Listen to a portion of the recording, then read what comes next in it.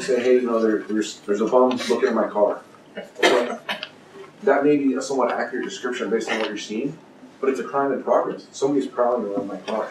Just be very accurate with what you're reporting, whether it's a description, and we want you guys to be safe. So I don't recommend you going into a homeless encampment. It's a dangerous place. There's, for lack of a better word, a lot of crap on the ground. There's needles. There's metal, glass, things to cut yourself. We don't go in unless we're at least 2 at a time, just because once you get off the freeway, you're kind of in the bushes, and I really don't want to be wrestling with somebody inside the vehicle. So don't go in. We'll call 911 and report it, because we don't want you guys to get hurt. We want to be there to help you, but we don't want you to really engage with an unwanted element. Another thing that, you were asking what other things do we see. Obviously, I think it's not a secret around here, there's a lot of violence in our society on the uprise, right? So that violence also bleeds out onto the freeway. We see a lot of, highway violence, whether it be pellet gun shootings into cars, or we had a couple of robberies last year of a jewelry store owner who was followed from the airport by a team of professional robbers, boxed in on Highway 87 and robbed at gunpoint. And they did it in San Francisco, they did it in Millbrae, they did it, they went all over the Bay Area. So what I say that to say this is that keep your eyes open, and there's the old saying, if you see something, say something, call us. But get it, the best you can do when you're out there, since you're not armed, since you're not going to be somebody who should try to be a hero and stop them, is get a good identification on it, if you can safely from a distance, get a license plate, get a description of the person, call 911, because the cell phone 911 goes right to us. And we have patrol officers out there that's what they do. They love doing it. The CHP's role has really changed and expanded over the years. When I came on 29 years ago, the CHP was just a traffic law enforcement agency. We do everything now. We investigate homicides, robberies, sex crimes, you name it, we do it. So we're a full-service police agency. So when I call 911, I'm on the freeway. Do I go directly to Vallejo call center? Vallejo CHP dispatch. And then if it goes on the streets, does it go to the local? Then how does that route work? it to the San Jose Police Okay, Department. so they have to do the routing. They will do that, yes. If you call 911 on the freeway, it'll be patched into our dispatch. It's called the Ruby dispatch. That's our particular area, and they will dispatch a CHP officer accordingly. Okay. Is California Highway Patrol like in other states they call them state troopers? Similar. In essence, yeah. What fraction of the homeless do you think are mental illness or based on my experience, very high. well, I mean, when you say very high, 50, 70? 80, 90%. 80 plus percent. I talk to homeless people when they're, just in the store or whatever, and I'll ask them, tell me your story, sometimes. The people I talk to, the people who are at the Safeway or whatever, are disabled vets. They're young kids who are stupid, or people who lost their job and they lost their house and they live in their car. So a lot of the elements we're running into is not of that segment. Maybe it's the difference between the being on the freeway. I mean, it does take a particular type of person that's going to be able to live on the freeway. Maybe that's where you said that if the person doesn't want to go, or maybe they take themselves and then you'll take them back to their tent. But when do you leave their tents there? And when it seems like every now and then they come through, and there was this guy Sean right over here had a tent. People in the neighborhood got all upset because he was in an open field under a tree, and so they get him to move. So he moved somewhere else, But I don't know what good that does. It just seems like it's just impossible problem. It's like pushing water uphill or something. You get them to move, and they just move over and collect more junk. So when they leave, they have an opportunity to take their valuables. We give them an opportunity to take their stuff. They want to pack out their tent, whatever. But we tell them, whatever you leave behind, we'll dispose of it for you. And so when they walk away, you got everything you want? Yep, I got everything you want, and they leave. And we dispose of the rest. Where they go, they came on the freeway, and we offer services. And at that point, a lot of people we run into again and again and again, and they keep kind of popping up. And it's usually a different location. Sometimes it's come back to the same location, but that's where, as the guy said, we're out on the ground, walking around. Are there some areas that you're seeing, like the whole, I don't know, like near the Rose Garden, the open space under the landing space, like downtown? That'd be city, yeah, I don't know what the city. And I don't know what the city's, the San Jose Police Department policy is on that. Just to touch on the freeway, so there's a lot of aggressive drivers out there. and you never know who's gonna be out there. So, I would just encourage you, if someone does something stupid, and they cut you off and tailgate you, move over, let it, if they wanna go fast, move over, let it go fast. Because you never know who you're gonna run into. You've probably read in the news a lot of BB gun shootings lately. There's been a lot of freeway shootings in the Bay Area, and yeah, don't engage. Just they want to drive like a fool, they'll drive like a fool. Go on, call 911, give a description. Get a question. One at a time, that's okay. We really are, this is the last one, guys. Oh, I was just curious about what happened on Highway 85 when that was done on Saturday. Oh, I can tell you that. It was, San Jose Police Department was involved in an officer-involved shooting. And, Where was that? Where was this? I was trying to get onto it as Deanne's, the whole freeway was Yeah, closed. they were involved in an officer-involved shooting with a gang member. The gang member was killed. So they requested that we shut down the freeway while they did their criminal investigation, which is what they did. They brought all their trucks, their survey equipment out, their investigators. So we did have it shut down for roughly 10 or 12 hours. That was the reason. I figured it was something that it came to. Thanks for having us out, Really appreciate it. Thank you. One question. I have one more question that you guys just prompted when you talked about gangs. I have heard that sometimes there's a sea of people wearing red that are gangsters here in this area right outside the school and between the school and the townhomes over here. And they gather up and that's being seen. What if that is something that we witness? Do we call You 911? called the San Jose Police Department, absolutely. Call 911. Yeah, Okay. immediately. Even if they're just because I would. we know they're not gathering for a Is this suspicious? right. Usually if you kind of get that feeling, you hear on the back of your So neck, if it's something not suspicious, right. call 911. Yeah, worst that'll happen is the police will come out and contact them. If they're doing nothing wrong, they'll make them disperse anyway. And that'll be the end of it. Okay. Right? But if they are doing something wrong, planning a burglary or a fight or whatever, at least you have the police there to take care of it. Thank you all very much. Thank you very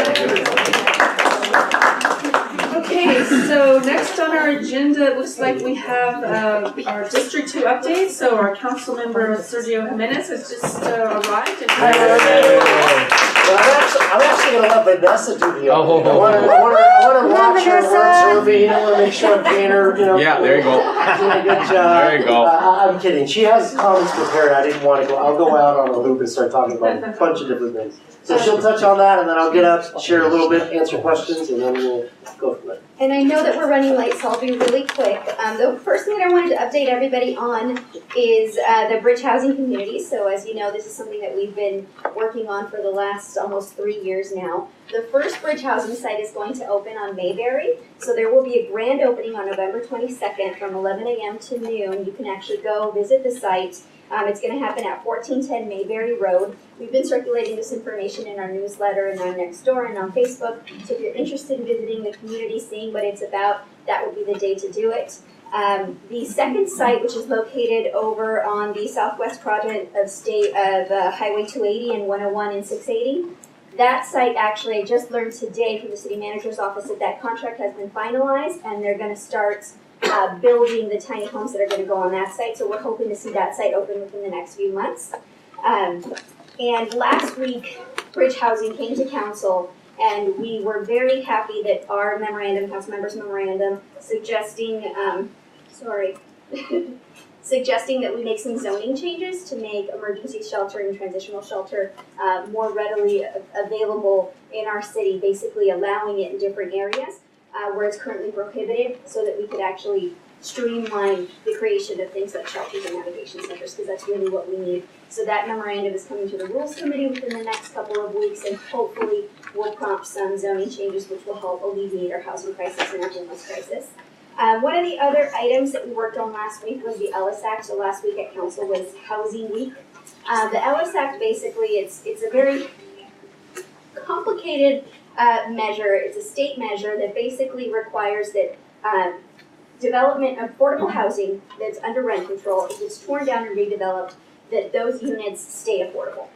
And so when we implemented the Ellis Act at first in San Jose, we required that developers do 100%. So basically, if they tore down a building with 10 apartments and they put up 100 of them, that those 100 apartments be under rent control. It was modified and it was brought down to 50%. So basically, the Ellis Act was that 50% of the new units would have to be under rent control.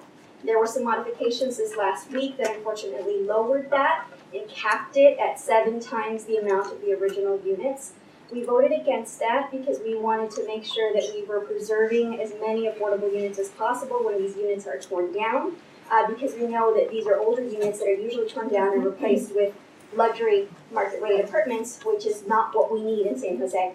Unfortunately, we lost on a 5-6 vote and the LS Act was modified, so we're basically losing some affordable units in the future due to this policy change. Another quick update, I don't have all the details yet, it's a work in progress. You might have seen some conversations on next door about UP. Union Pacific has notified the city that they are going to be doing citywide abatements on all of their active and inactive lines starting yesterday. So some of our homeless residents that are currently camping on Monterey Road are moving their tents into the median and across the street. We have reached out to the city manager's office. We're asking for outreach to get out there. We're asking for coordination with the city to provide services and hopefully relocation for some of them. But as was mentioned earlier, abatements don't solve the problem. They just move it somewhere else. The railroad, however, is extremely dangerous. A derailed train or even Monterey Road, a car going off the side, it's very dangerous to have them there. So we're glad that they're going to be abated from that area between basically what is Capitol Expressway and Skyway, which is District 10, by the way. We get a lot of those calls. We just haven't answered the phone. Yeah, we get a lot of those calls, but that is District 10's jurisdiction. They will be abated in the coming weeks, so you're going to see some movement in that area.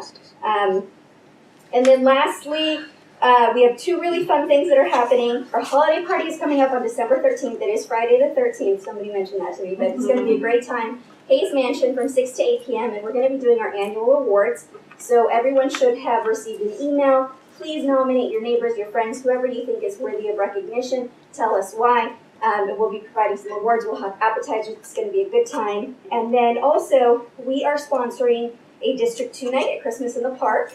And that is that same week on December 9th. And so we have the privilege of scheduling 2 hours of entertainment from 6 to 8 p.m. So if you have a local band, choir, someone with a talent, a stand-up comedian, whatever your secret talent is, and you want to have some time to perform at Christmas in the Park, which gets thousands of visitors, please let us know. We're trying to basically book our talent for our D2 night. And then council member wants to provide you an update on our victory with Coyote Valley Preservation. You want to do that first, then I can talk a little bit about it? Yeah, we could do that. Whatever you do. Yeah, we could do that.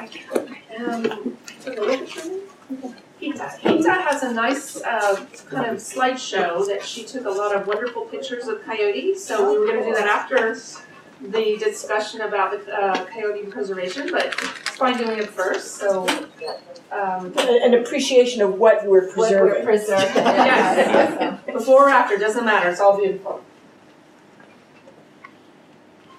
And by the way, I'll mention while Greg's getting it ready, every spring we actually have hikes that we've been hosting for the last few years where we take folks up, Dawson-led hikes up in the hills so you can really admire the beauty that is Coyote Valley. And our neighbor Hita took all of these pictures. Did you want to say anything, Hita? Were you going to comment or anything? I didn't say to Pardon? If necessary, I can mention the name of the species. Okay. I'm going to go back. Oh, yeah. So this is at the Coyote Valley Open Space Reserve. Down on Palm. Yeah. Golden Eagle. Golden Eagle. Oh, that's cool.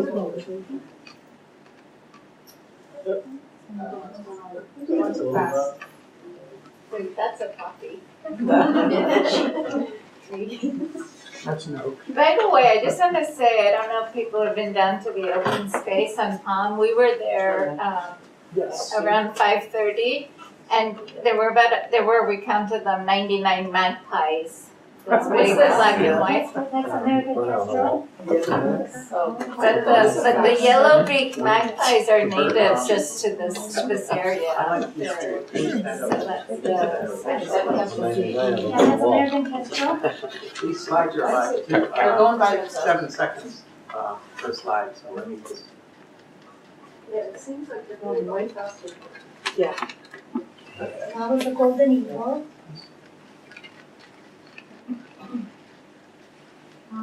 Northern harrier, male. Vanessa.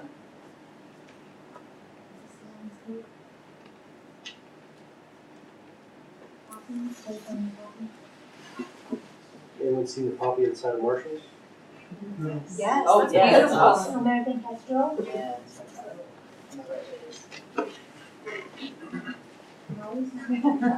Hitters. Your family. Used to be in Red shoulder hawk. Great shot.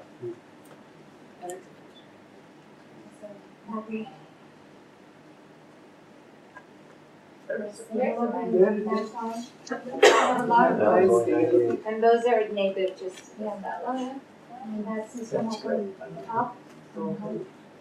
It's at the top of the Acorn woodpecker.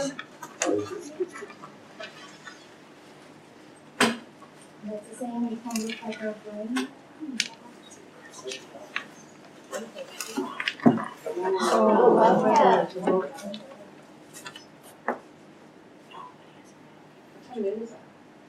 So the bobcat was at the Coyote Creek trail, and my website is Rebecca Life, and also on Instagram. If you're interested. Beautiful.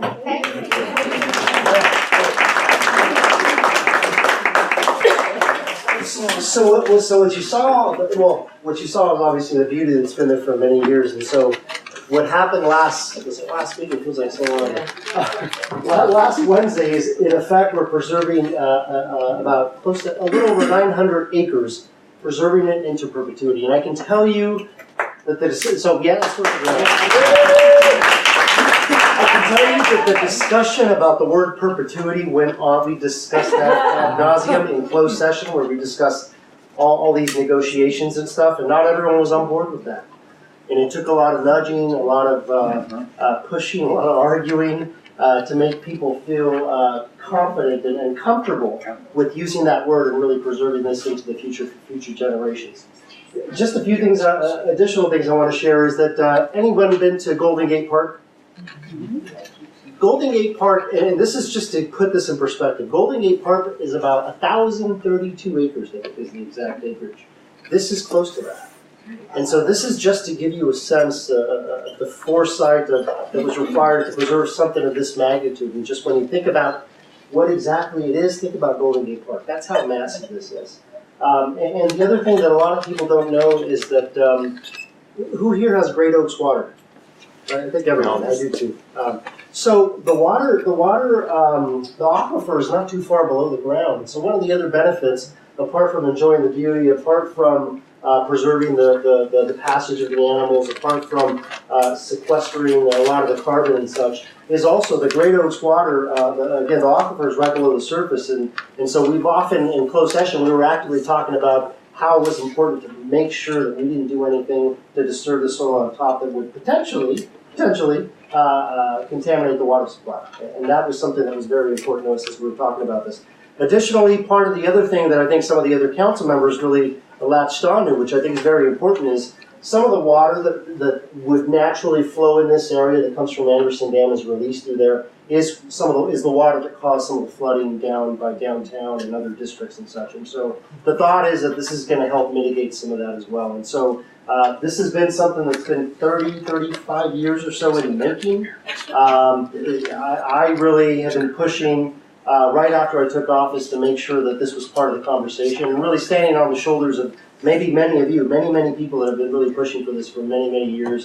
There was a big lift. I remember even having conversations with some of the folks from the Open Space Authority where they felt, as an example, that the mayor was maybe sort of waffling a little bit. They weren't sure if he was really going to be supportive of this and asking me to do certain things and push in particular directions. But I'm very, very happy to know that this is going to be preserved into perpetuity, and I think it's a big deal. You all are the folks closest to this, so I think it's even more important for you than many other folks in the city. The other thing I can tell you is next steps, as you're probably wondering what happens now. The Open Space Authority and the Peninsula Open Space Trust is going to begin to have community conversations about the future of this site, what it looks like, who it's going to be open to and such.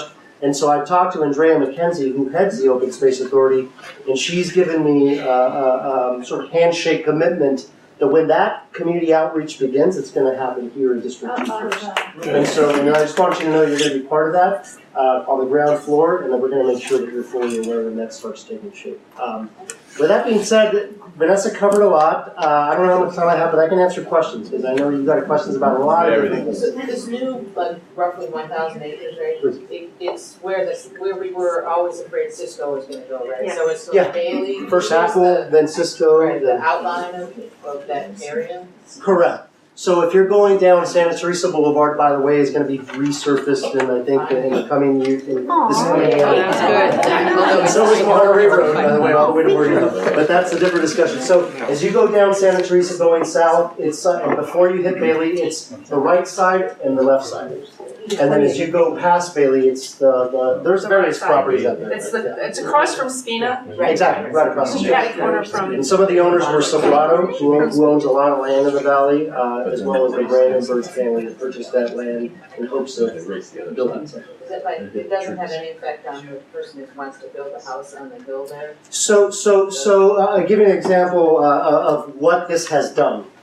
Soon after this was announced, and we put it in our newsletter, the gentleman that was very much interested in building a house on the hill, he reached out to us and said, I'm interested in selling. And so we put him in touch with some of the folks that have the money, because we know, that have the money to figure out how we can take it off his hands, and I think that's close to 17 acres or so, and preserve that again into perpetuity. The fact that his hillside burned up this summer, I think that had anything to do with it. Very much so. I think that's another. The development sign was a little singed, but it was. That's another ancillary benefit of having that buffer. I think that's very important. Sergio, as you go over to Santa Teresa on the right side, that was going to be a big pond when Cisco, when they were going to do their thing. Is that still part of the plan to use it? Is that what you mean they're going to mitigate the flooding downtown? Yeah. So right now it's just that. Laguna Seca means dry in Spanish, right? Seca. But essentially, yes, that is going to be preserved and try. What the environmental groups are going to do, right? They're going to sort of they're going to take care of the land for us, for lack of a better word, right? And so what they're going to do, what they're attempting to do, or will do, is bring it back to its natural state, right? And break down some levees that exist on Fisher Creek and a host of other things. And so, yes, that piece is built in such a way, nature is built in such a way in which it's going to be able to catch some of that water. Yes. So follow up with that then, if they do that, mitigate the flooding then when will the city redo the road then if they do that? Because the water district said they were going to make that a pond again, so. Yeah, so those are some of the things we haven't actively talked about just yet. I mean, for example, I was approached by a gentleman at a meeting where he was asking and mentioning that we should actually raise Santa Teresa. Well, that's the plan. Yeah, Brian. 5 feet. Brian's idea. Is that Brian's idea? No, it's Brian and me There and you Brian. No, we go to Varela, the water district, we talked. So there's a lot of conversations yet to be had. I want you to know that we're very much, our office and me are very much part of those conversations. We have a wonderful relationship.